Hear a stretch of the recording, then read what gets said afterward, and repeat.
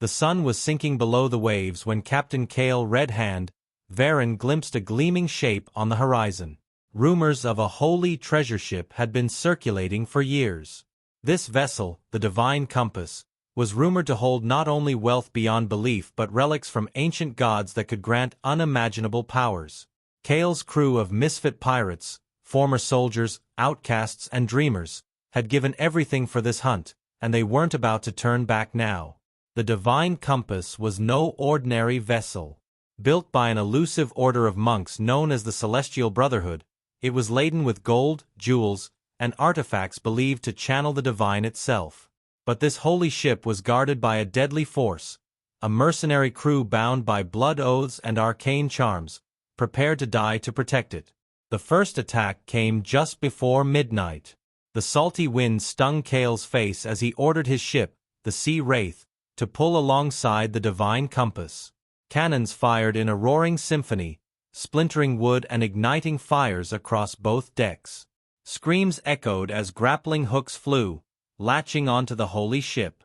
The pirates clambered aboard, only to be met with fierce resistance from robed monks wielding silver-tipped staves that sparked with strange blue flames. The monks fought not with brute strength but with a rhythmic grace that unnerved Cale's crew. His first mate, Marta, a former Navy officer with a reputation for fearless combat, took on one of the monks, but as her blade clashed with his staff, she was thrown back by an invisible force. It became clear these weren't ordinary monks. They were infused with a dark, forbidden power, something drawn from the very relics they guarded. Meanwhile, Cale encountered the Divine Compass's captain, an enigmatic figure known only as Brother Elian. Elian was no ordinary man. With eyes like molten silver and a voice that seemed to resonate in Cale's bones, he radiated an otherworldly power. Elian spoke cryptically of the weight of sin and the fall of empires, claiming that Cale and his crew would suffer a fate worse than death if they dared to take even a single artifact. Ignoring the warning, Cale pressed the attack. He demanded the key to the vault below deck, where the rumored relics were held. Elian relented, but with a chilling smile, hinting that unlocking the vault would unleash something they could never contain. Cale disregarded the threat, seeing it as nothing more than an attempt to frighten him into retreat. With the key in hand, he descended into the dark bowels of the ship, followed by his closest crew members. They opened the vault, revealing a room filled with strange and ancient artifacts, crystalline skulls, statues of forgotten gods, and a pulsing orb that seemed to contain an entire universe within it. But as soon as they touched the relics, the ship began to tremble. Unholy shrieks echoed from the shadows, and spectral figures emerged from the walls, taking the form of long-dead sailors and warriors who had sought the treasure and failed. Cale's men panicked, some fleeing back toward the Sea Wraith, but Cale held firm, determined to claim what he'd come for. He grabbed the pulsing orb, feeling a surge of power rush through him. But as he turned, he saw Marta struggling, gripped by one of the specters. Her eyes were wide with terror as the spirit whispered to her, dredging up sins from her past that Cale had never known. Realizing the price of their greed, Cale tried to drop the orb, but it clung to him, searing his skin as it fused with his hand. Brother Elian appeared in the doorway, his calm demeanor replaced by a sinister smile. He revealed that this was always the fate of those who sought the treasures of the Divine Compass, bound to the relics, cursed to forever guard the ship from future intruders. The crew fought desperately, but one by one, they fell to the power of the relics or the relentless spirits that protected them. Cale, now partially transformed by the orb, used his newfound power to break through the walls of the vault, leading his few remaining crew members back to the deck. The Divine Compass was aflame, but the relic's curse spread like a sickness, consuming every part of the ship. In a last desperate bid, Cale ordered Marta to take the helm of the Sea Wraith and flee, leaving him behind. As the ship drifted into the fog, Cale faced Brother Elian one last time, accepting that he was now bound to the ship and its cursed treasure. Marta and the remaining crew watched as the Divine Compass sank beneath the waves, taking Cale and its haunting secrets with it. But just before it disappeared, they saw a strange greenish glow radiating from the depths, a sign that perhaps, someday, the ship would rise again, waiting for new fools to claim its cursed riches. As the Sea Wraith drifted into the darkness, Marta and the remaining crew members were left in a stunned silence, each grappling with the surreal events they'd just survived. The divine compass had vanished beneath the waves, taking with it their captain and the haunting secrets that had cursed anyone who dared to seek its treasures. But there was no relief. Marta, now acting captain, felt the weight of Cale's sacrifice, a mix of guilt and gratitude swirling in her heart.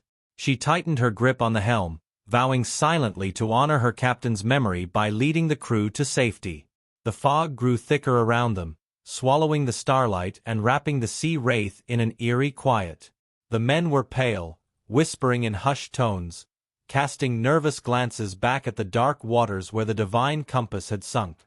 But as the hours wore on, something unsettling began to happen. The whispers from the crew weren't just out of fear. Some claimed they could still hear voices, faint, echoing, like someone calling their names from far off in the dark. Marta shook her head, thinking it was just nerves, a residue of the horrors they'd just witnessed. But soon, she too began to hear it. Faint at first, like a memory whispering in her ear, it grew louder as the night wore on. And then the whispers turned to images, flashing across her vision like lightning. Cale's face twisted in agony, spectral hands dragging him deeper into the depths, and his eyes, those fierce, determined eyes, pleading for her to turn back.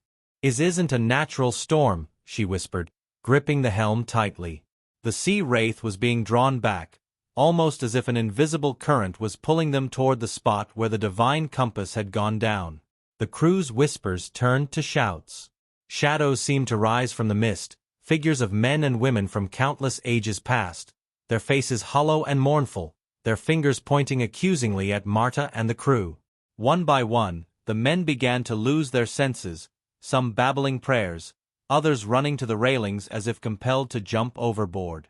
Marta fought the urge to panic, her heart pounding as she called for calm, but her own voice trembled with fear. In the dead of night, something broke the surface of the water, a hand. Pale and ghostly, it reached out, followed by another, then another, until a dozen spectral forms emerged, drifting toward the ship with hollow, empty eyes. Among them was a face Marta recognized. Cale. "Marta!" Cale's voice was barely a whisper, his expression torn between sorrow and desperation. He reached for her, his eyes glazed with a strange light. "You left us, Marta. You abandoned the divine compass. The curse is upon us all now." The crew shrieked, stumbling backward, but Marta held her ground, even as her heart hammered wildly. "Cale, I didn't want to leave you. You told us to go." Cale's spirit seemed to waver, as if caught between anger and acceptance. "The curse bound me to the ship, Marta. It bound all of us who touched the relics. But you took something, didn't you?" Marta's hand drifted to her pocket, where she'd stashed a single medallion she'd snatched from the vault in the chaos. She'd thought it a simple keepsake, a token to remember the adventure. Now it felt heavy, like a stone pulling her down. "Return it, Marta," Cale's voice whispered, softer, almost pleading. "Return the relic, or the curse will follow you all." Marta knew she had no choice. Trembling, she held out the medallion, but Cale shook his head. "Not here. Not now. The curse has seeped into the sea itself. You'll have to return it to the ancient shrine it was stolen from, a place where the stars align, where the god's light can cleanse the relic." With that cryptic command, the spirits began to fade, sinking back into the waves, leaving Marta and her crew gasping for breath, drenched in cold sweat. The mist lifted, but a sinister calm settled over them. In the days that followed, strange phenomena plagued the Sea Wraith. Food spoiled overnight, metal corroded at an unnatural rate, and the winds refused to carry them far from the waters where the divine compass had sunk. Marta spent hours studying the medallion, tracing its intricate symbols, hoping to understand where the shrine might be. It was only in a rare, lucid dream that she saw it, a hidden cove, ringed by jagged cliffs and marked by a strange constellation above it. With renewed purpose, she ordered the crew to set a course for the cove, following the faint memories of her vision. As they sailed, the sea seemed to resist them, storms brewing without warning, monstrous waves crashing against the hull as if the ocean itself were warning them to turn back. But Marta's determination held firm, her resolve hardened by each trial. She would see this through, for her captain and her crew. After days of battling storms, they arrived at the cove as night fell. The cliffs loomed like watchful sentinels, the constellation shining brightly overhead. It was a place lost to time, shrouded in mystery, but Marta felt the weight of destiny pressing down on her. They rowed to the shore, the medallion glowing faintly in her hand, guiding her to an ancient altar at the center of the beach. Symbols carved into the stone pulsed with a strange energy as she placed the medallion in its center. A deep rumble shook the ground as the air grew thick with the scent of salt and ancient power. Suddenly, a beam of light shot down from the stars, illuminating the medallion as the voices of the ancient spirits filled the air. Shadows swirled around them, and Kale's face appeared one last time, his expression one of peace. "Thank you, Marta," he whispered. "The curse is broken. You've freed us." With that, the light faded, the medallion dissolved to dust, and the presence of the spirits lifted, leaving only the sound of the waves against the shore. The crew returned to the Sea Wraith, exhausted but liberated. Marta stood at the helm, gazing into the endless sea, feeling a profound peace settle over her. She knew they had been part of something far greater than treasure or adventure. They had touched the edge of the divine, and in doing so, they had found a purpose beyond greed. As they set sail under the clear sky, a new-found unity bound the crew. Marta led them toward an uncertain future, knowing that whatever awaited them, they would face it together, bound not by fear or fortune but by loyalty, sacrifice, and the memory of the one they'd left behind. The days following the ritual at the shrine were calm. The ocean, which had fought them at every turn, now seemed to welcome them. Clear skies and gentle breezes guided the Sea Wraith on its journey, and for the first time in weeks, the crew felt truly at peace. Marta stood at the helm, her eyes fixed on the horizon, her mind still lingering on Kale's last words and the spectral images that had haunted them since they boarded the divine compass. Though the curse was lifted, her heart carried the weight of what they'd left behind, of Kale, bound to the depths forever. One evening, as the sun dipped below the waves, Marta called her crew to gather on the deck. She looked around at the weary but grateful faces of her comrades, each one marked by their journey but stronger for it. There was silence as she cleared her throat, her voice steady but tinged with emotion. "We've been through something none of us will ever forget. We fought for treasure, but we found something far more valuable. We lost a captain, a friend, but Kale didn't give his life for nothing. He gave us a chance to see that there's more out here than just gold and glory." The crew murmured in agreement, their eyes reflecting the respect and camaraderie that had grown between them. "We've paid a price, and it's time we honor it by setting a new course, a life where we're not bound by greed or curses but by our bond. Together." There was a solemn nod among the crew, and Marta felt a wave of gratitude swell within her. She was leading not just a band of pirates, but a family. As days turned into weeks, the Sea Wraith sailed on, its crew growing stronger and closer. They ventured into uncharted waters, where they encountered both danger and wonder. Mysterious islands, hidden grottos, and ancient ruins lost to time.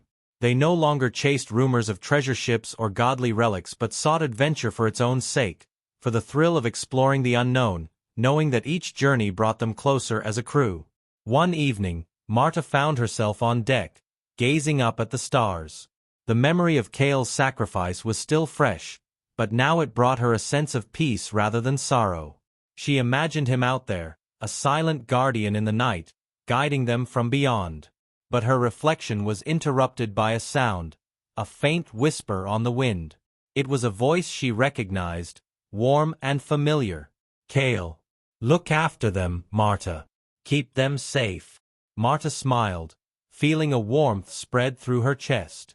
She nodded, knowing Kale's spirit was finally at rest, his watch over them now a gentle presence rather than a haunting shadow. She closed her eyes, breathing in the salty sea air, and felt the weight of the past lift from her shoulders. The Sea Wraith sailed on, a ship bound by loyalty, bravery, and the memory of a captain who'd given everything for his crew.